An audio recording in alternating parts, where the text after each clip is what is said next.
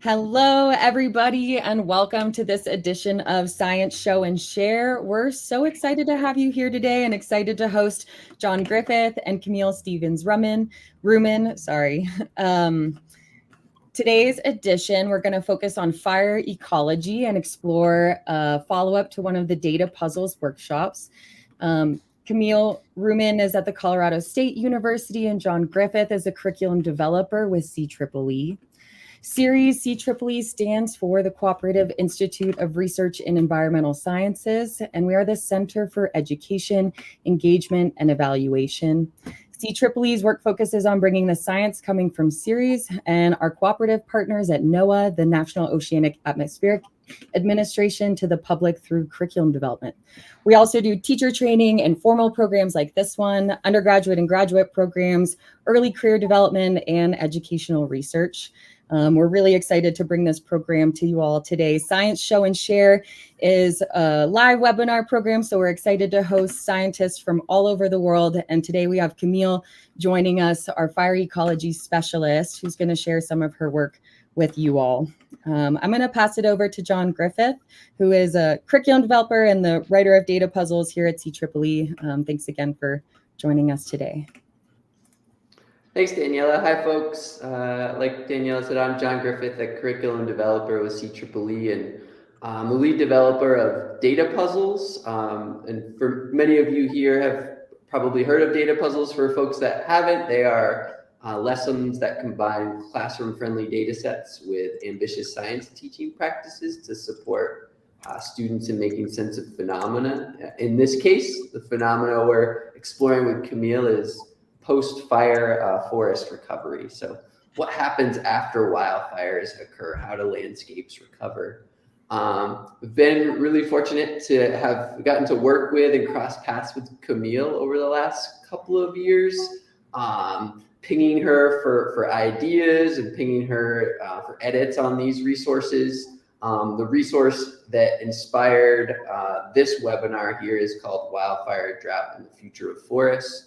And it's essentially exploring how forests recover in changing climate conditions. So we're really excited to have Camille here today to share her work as it relates to post-fire forest recovery and the impacts climate has on that. So without further ado, Camille, we'll turn it over to you. And we'll have plenty of opportunities for questions and answers later on. But if you have questions, please post them in the chat throughout so we can get to those accordingly. Thanks, Camille.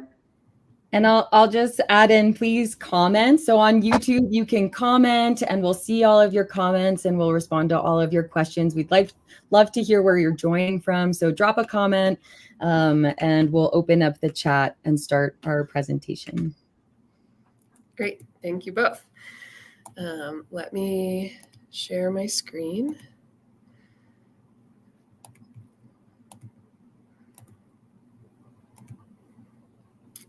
Okay. All right, thank you for that wonderful introduction. As everyone said, my name is Camille Stevens-Rumann, and what I'm going to be talking about today is a work that a lot of people have been a part of. So I included some of their names here, but there's a lot of great fire ecologists that are involved in some of this work. So this picture is a picture from the Cameron Peak fire, which is the biggest fire in Colorado's history and burned here pretty close to Fort Collins, Colorado in 2020 and burned over 200,000 acres and was a really big and kind of dramatic deal for us here in Colorado. But it's also a symptom of something that we have been seeing a lot of over the last 20 plus years, is that we're seeing an increase in the size of fires as well as the amount of high severity fire across the Western United States and Western Canada as well. This picture on the right is actually a picture of giant sequoia. So some of those biggest boles there are or trees, standing dead trees, are some monarch, huge giant sequoia trees. That gives you a sense of how big and high those flames must have been coming off the top of those trees. And what we've been seeing is that we're seeing not just, again, larger fires, but more high severity fire, which means that all of the trees are dying in that fire. And in fact, across the Western United States, we've seen an 8-fold increase. So 8 times the amount of high severity fire just over about a 30-year period. But I think one of the things I want to emphasize is we often think about fire as being bad and terrible. And in fact, it's a very natural process that a lot of our ecosystems have experienced over the last thousands of years. And I'm not saying that like some of these large and terrible fires that we've experienced and that we have bad human impacts, homes lost, breathing in smoke, things like that, are natural fire or, what we would have seen historically. But it is part of these landscapes and a really important part. And in fact, what we've done over the last 140 years is stop fires that, over the last several thousand years before that, people were managing really actively. We know that indigenous communities across the United States used fire as an amazing tool to facilitate those ecosystem properties that we wanted and that they wanted in those landscapes. And we really stopped that for the last 120, 140 years. So if we think about fire as being natural, sometimes one of the things that comes up is like, well, why does it matter then if we're having these really big, large fires from an ecological side? Obviously, there's lots of human implications. And this is another picture from one of our 2020 fires in the background there. This is the East Troublesome Fire, which burned 6,000 acres an hour overnight over the Continental Divide, where there's hardly any vegetation. So it's a really big, bad fire. And one of the big reasons that we care is whether or not these beautiful little seedlings, this is a tiny tree that the seed probably emerged about a day before this picture was taken. We want to have trees back on the landscape, right? Trees and forests provide a lot of benefits to us all, not just because they're beautiful and big and can be big, but because they change how we have water coming out of the mountains. They allow a lot of recreation use of our forests. They also provide a lot of wildlife habitat and other really important ecosystem benefits. So we care about all of these fires being bigger and killing more trees because ultimately we want trees on the landscape and in our mountains. So let's think about those places that have had these big fires that are not perhaps becoming forests again. This is a picture from a fire in 2011 in northern New Mexico, the Las Conchas fire. And this is an area that used to be forested. And you can see that there's a few scattered trees still on this landscape, but for the most part, it has changed to a non-forest. And you can see some of the old trees that are now just snags, dead standing sticks standing out there on the landscape. Here's another example. This is from Colorado, the 2000 Hayman fire. Or 2002 Hayman fire, excuse me. And we see this fire had an 18 square mile patch of high severity. So huge landscapes that used to be forested that are now not. A couple other examples from other places in the Western United States. Many of us have heard about the 1988 Yellowstone fires, which really ripped across most of the Yellowstone. We have places like this picture here, which used to be a Douglas fir forest that's now a beautiful grassland with lots of wildflowers, but it's definitely not becoming a forest, even 30 years later. This is another place in Idaho, looking down on the Middle Fork of the Salmon, if there's any rafters in the crowd. And you can see, again, pretty large landscapes without trees on them. This has a lot of, again, implications for what these landscapes are like. And, as managers, we often want there to be forests for all these plethora of reasons. So we need to figure out why. Why is this happening? But I also want to stress that some places are recovering really great. And here's 2 examples. This is from Glacier National Park in Montana from a fire in 2000. And you can see all of this amazing regeneration coming in amongst all those dead trees. Here's another picture of one of my colleagues, Carrie Kemp, standing in chest-high trees that are coming back really well and looking really great. And so there's some places we definitely don't have to worry about this dynamic. So I want to just emphasize that it's not all doom and gloom. Sometimes when we talk about fires and wildfires, it feels that way. But there are a lot of places that look really great and are recovering really well. But why? Why are these places doing well and those other pictures I showed you not doing well? So let's talk about some of those factors. We could talk about really small scale factors like this picture on the left that has a little tiny seedling right next to a log. We often see natural regeneration near logs or rocks or things that are kind of creating that microsite conditions to make it just a little bit happier and less harsh. We also know that elevation has a really big impact. At the lower edge of forests, it's often harder for trees to come back. Whereas if you're higher up in elevation, you're likely probably going to have regeneration because those conditions are a little less harsh and hot. We also see a big aspect difference. This picture shows this where, we have hardly any vegetation on one hill slope and lots of vegetation on the other. We see that in forests too, that north-facing slopes maybe are wetter and moister and cooler, allowing for more regeneration than the south-facing slopes. And then one of the biggest obvious things that limits whether trees are coming back is whether or not there are seeds, right? You have to have seeds coming in, and mostly fires, especially when they kill the trees, are killing where the cones and the seeds that are in the soil or in the canopy. So we need trees nearby that are providing seed, that are healthy enough and producing cones, and that is a huge limitation for this. And maybe to emphasize this is a graph from a recent paper that looks at the x-axis here as distance to seed source. So how far away from a living tree are you? And the y-axis is whether or not you're likely to have regeneration. So when you're really close, when you're right underneath a living tree, you have a pretty high probability of having regeneration. But as you get farther away, you're really unlikely to have it. And around 100 meters or 300 feet from a living tree is when a lot of our forests in the Western US, we're not seeing a lot of regeneration. So if you think about that 18 square mile patch, that's suddenly a really big area to not have tree regeneration, or to not have living trees bringing the seeds into place. And so this all plays into severity. So in severity, what severity means from a tree perspective anyway, is are there living trees? And if we think about how much regeneration has been happening and what is likely to happen in the future, we see that if there are living trees, so it burned at low severity, it's likely all that blue indicates that we're probably going to have tree regeneration, even into the future. A lot of the Western US forests, we could still have regeneration. There's some exceptions like in the Southwest, and this has to do with kind of that climate change signal.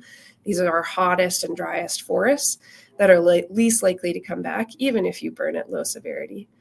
But then high severity has a very different story, right? There's a lot of places that the combination of being really far from a seed source and having trees and having these hotter and drier conditions could lead to very little trees coming back on really most of the forests in the Western US, outside of perhaps, a few of those really cool wet forests in the Northern Rockies and the Pacific Northwest, which is kind of scary to think about all these places not having trees coming back.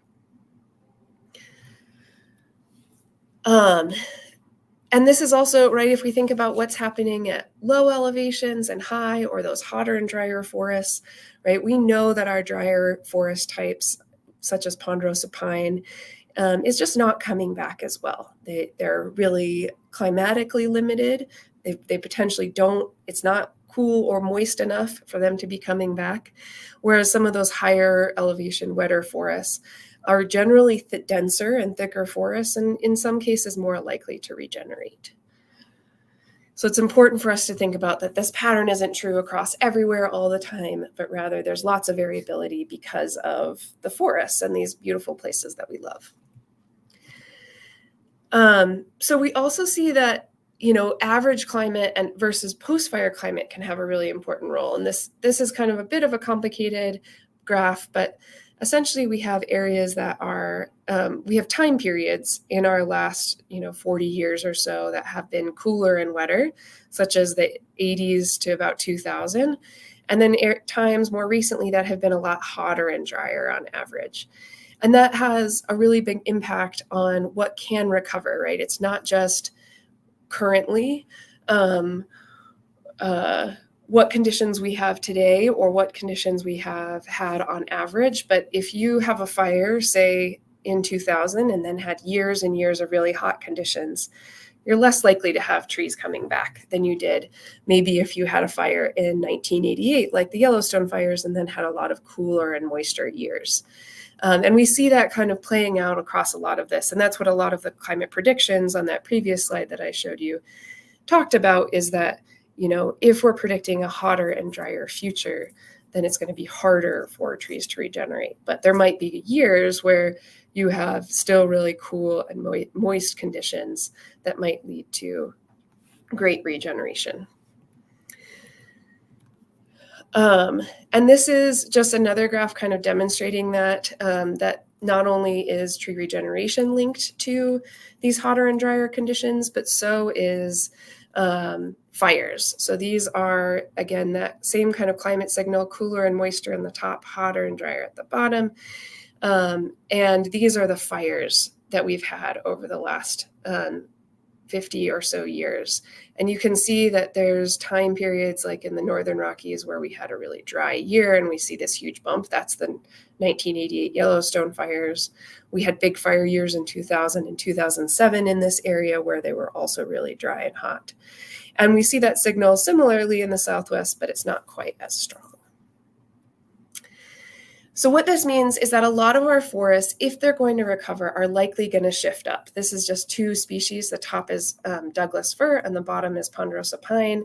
And it's likely that, you know, we'll see where trees are coming back. If they do come back, they're going to be on average at higher elevation. And that's what these arrows show, where kind of the pre-fire forest was versus where it's regenerating is actually quite a bit higher in elevation, at least at naturally, right? We can think about where we might be planting into the future, but this is what's happening naturally. And so I think that brings up a lot of questions for us about where we should be maybe facilitating forests being, where are they most likely to be successful if we do plant? Because what we don't want is this picture of a red seedling, right? If we're going to put in all the effort and energy to plant a tree, we want to make sure that it's going to survive and be successful. We don't want these kind of red trees that we've planted. We want these beautiful, lovely green trees that will eventually come into the overstory. And that's a lot of information we still are working out because we have all of these changing dynamics with climate change. And with that, I will stop sharing and take any questions. Great. Thanks, Camille. That was awesome and such a great kind of extension to what some of the classrooms that are joining us have already engaged with in that wildfire, drought, and the future of forest data puzzle lessons. We've got classrooms from Joe's, Colorado here, a 5th grade class from Joe's, Colorado, a middle school class from Zion Central Middle School of Illinois. And so we want to get to some of those questions here now.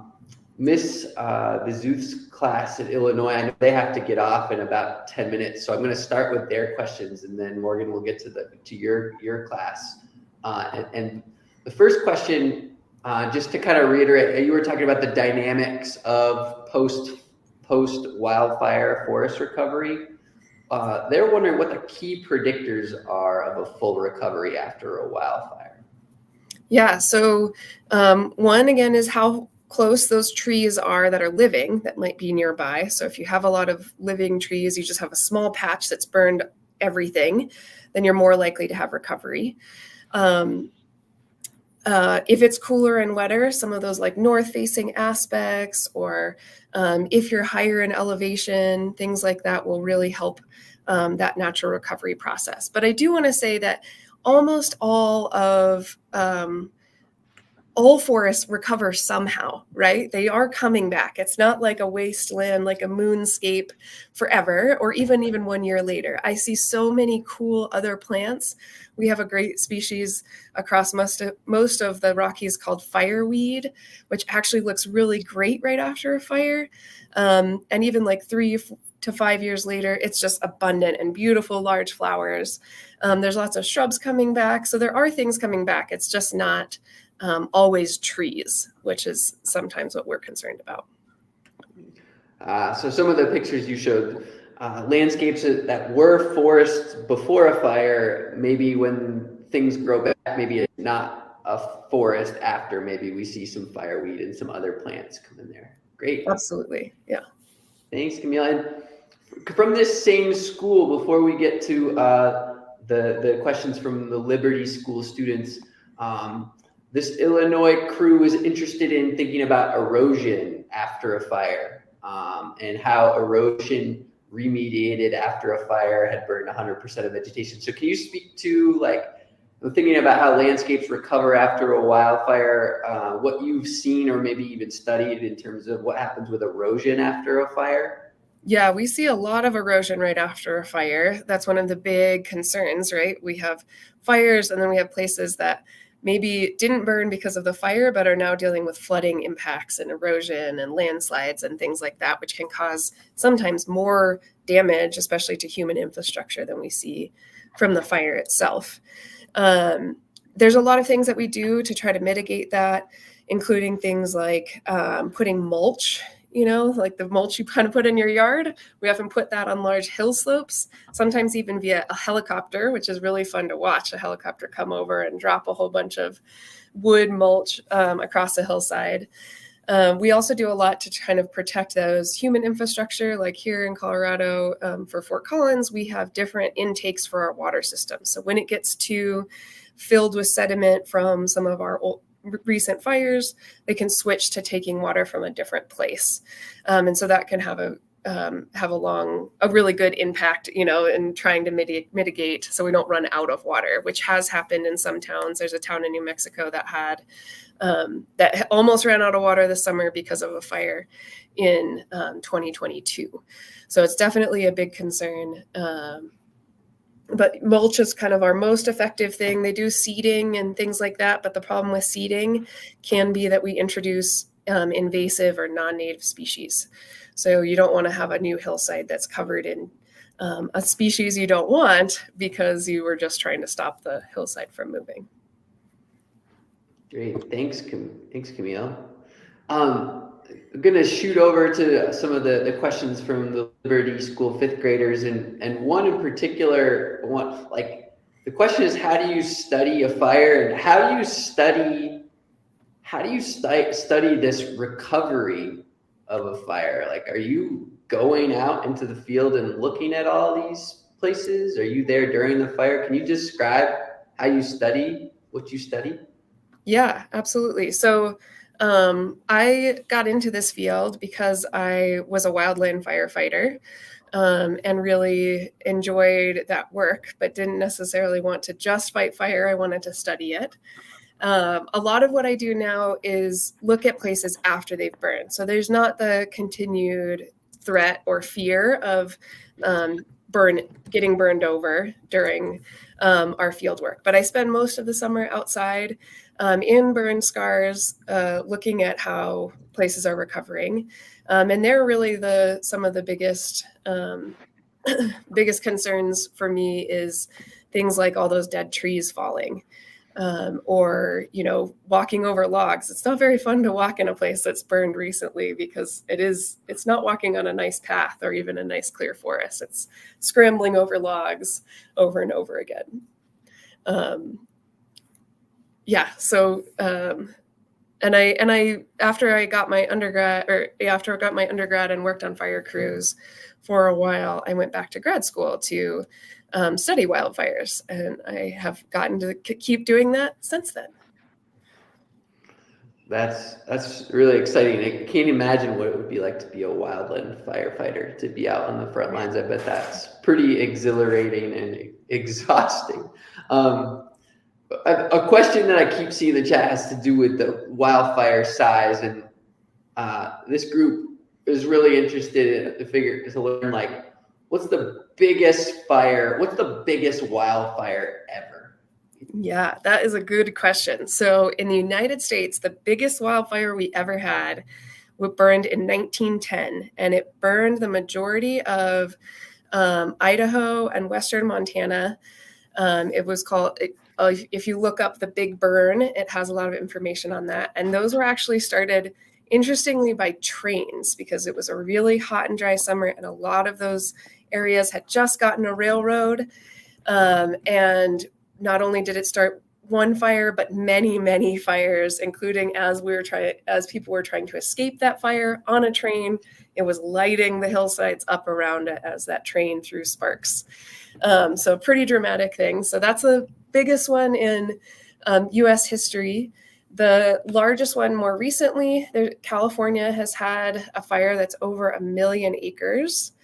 And in Canada, especially last year, we had multiple fires that were over 1 million, if not closer to 2 million acres. So really big, large areas. Think about maybe almost the size of Rhode Island or larger. And Camille, kind of sticking with that theme, there's a question about the largest wildfire started from lightning. You know, we're talking about, students are thinking about lightning caused fire versus human caused fire. The 1910 fire, was that lightning caused or human caused? It was a bunch of different fires that started that kind of all merged together. And there was certainly lightning involved, and also, like I said, train fires primarily. There was a lot of logging going on there. So there's a lot of different equipment that could have started fires in that time period. I don't know, like the biggest fire that started from lightning versus human cause. A lot of our large fires have been human caused. Doesn't mean that lightning hasn't started large fires, but we tend to accidentally, or sometimes unfortunately on purpose, start fires when we least expect it and are least prepared for it. And those are often the ones that get really, really large. Cool, great. And kind of going back to your talk about forest regeneration, about how long does it normally take for a forest to come back after a fire? Yeah, so, it depends a little bit on the species. And I see also a question about which trees grow back the best. In the Western United States, some of our trees that grow back the best are aspen. Aspen looks amazing right now if you're in Colorado. In all of our burn landscapes, it's a beautiful, beautiful hillsides of aspen already that even 4 years after the fire are about chest high, 4 or 5 feet tall in some cases. The other species that comes back really well is called lodgepole pine. And that can grow, in good conditions, about 1 foot a year. But if you think about how long it will take it to be a mature forest again, it's still going to take a little while. 20 years, you'll have overhead high trees, but it still won't feel like that old forest it was before. And there's some forests that take much, much longer that we know more like, 1 to 200 years is when it will look like a similar forest to what it was before the fire. Thanks, Camille. And this is interesting since we talked with middle school students a while ago, thinking about maybe how to help with the regrowth of forests. And I'm wondering if you could share, like, if we help with the regrowth of some of these forests. Yeah, there's a lot of really great planting efforts that go on in a lot of our burned forests that you can certainly be a part of. There's a lot of opportunities to join a volunteer crew to help plant trees. That's kind of the best way we have for forests to regrow if they're not doing so naturally. Doesn't necessarily mean that it's going to become a really tall forest sooner, but it does mean that it's going to be kind of start that process quicker. And usually what we plant, right, just so everyone knows how much effort you're putting in, you're planting trees usually, under 1 foot tall. That are still going to take a little while to establish and get big, but it's a pretty fun and hard process. You get a good arm workout. Thanks, Camille. And a couple other questions have to do with like wildfire as a scary thing. Like, is it scary looking at a wildfire? And And then another question kind of following up with that is, what's the best way to escape a wildfire? Yeah, I mean, I think, you know, when you see those big wildfires, it does feel scary, right? You see the big smoke plumes. Sometimes you can see flames. We've had multiple fires here in the Front Range of Colorado where you could see the fires, you know, on the hillsides at night, like glowing and things like that. That is scary for sure. I think, you know, there's a lot of nuance as to how scary that is and what, you know, what risk that is to any given person, right? Like if you get an evacuation order, or you should prepare for an evacuation because of a wildfire, following those guidelines is the best thing you can do. Because as a firefighter, I want to come and protect the resources. It doesn't help me protect homes and property if I am worried about if people are still there. So that's a really, you know, just follow those guidelines. They're usually really well advertised. We have most forests, when there's a fire now, will do it on the radio, but also social media. And you can stay informed about that stuff through a lot of social media platforms, so that you know where to know what you should be doing to avoid fires for sure. And as a firefighter, we have a lot of safety measures in place, you know, and thinking about how you escape a wildfire. We're obviously working really close to that fire where it's burning, and we try really hard to make sure we have a escape route, is what we call it, and safety zones, so that if the fire comes at us in a way we don't expect it, we have a safe place to go always. And that's how we avoid a lot of firefighter fatalities. Great. And kind of along this theme, we're talking about escaping fire and maybe fire being scary, but then you'd also mentioned in your talk, and there's a question about this, that fire can be a good thing too. So there's this interesting fire as a bad thing or a good thing. Can you speak to this paradox? Is fire a good thing or a bad thing? And how do we live with it? It's really hard sometimes to live with it, especially right when we hear about it on the news and we're breathing in smoke, and feels very present to us most of the summer. I think one of the really cool ways to think about this is there's this great proverb that says fire is a bad master, but a good servant. When we're in control of how a fire is burning, it's really easy for us to have it do a lot of good, both for us and for ecosystems and wildlife. But when we have these really windy days, when these really large fires happen, we can do very little to control it, right? Even with lots of resources and all the helicopters and airplanes dropping water and fire retardant, we can't control it. We can't master it. And so it's kind of the master of us, and we have to just wait for conditions to get better. And so I think that that's really part of that story, is that there's times where we control it and we can manipulate it, and it can do a lot of good for our ecosystems and for us. And then there's times where it's just really too crazy for us to do anything. And that's when it has a lot of those bad outcomes. Great. Thanks so much, Camille. Yeah, that's an interesting paradox that we live with and constantly are faced in the news. We hear about wildfire and how destructive it can be, and then we also hear about all the benefits. And so learning to live with fire is going to be critical for all of us now and into the future. That was all the questions that I saw come through in the chat. Thanks to the fifth graders at Liberty School in Joes, Colorado, and to the middle schoolers in Illinois. If other folks have questions and maybe haven't been able to log into YouTube to post those questions, we'll be sure to reach out and connect with you all via email. Perhaps Daniela will add our email to that chat, to the comment section, and then you can feel free, oh, there it is on the screen. You can feel free to ping us, and we'll get back to you with some responses to your questions as they come up. We're going to continue to try to do this with some of the featured scientists in data puzzle lessons to come. So thanks for everyone for being here. Camille, the featured scientist in the wildfire, drought, and future of forest data puzzle lesson. Her research and data sets from her research infused into that lesson. If you haven't checked it out, check it out and reach out to us for more information.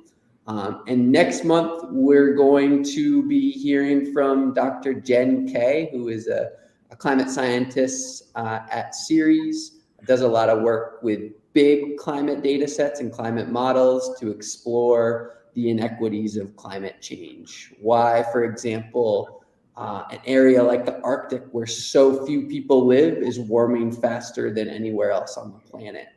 So we'll hear from Jen, engage with some different data puzzles that she's featured in as well. And so would really like to thank Camille for being here today, Daniela for helping coordinate this. And we look forward to seeing everyone next time. Danielle, any other words, Camille, before we wrap this up? No. Thanks everybody. Right. Yeah, thanks everybody for joining. It was really nice to have you here today. Sorry for the Kahoot. And we hope to see you next time at the end of next month. Bye. Bye.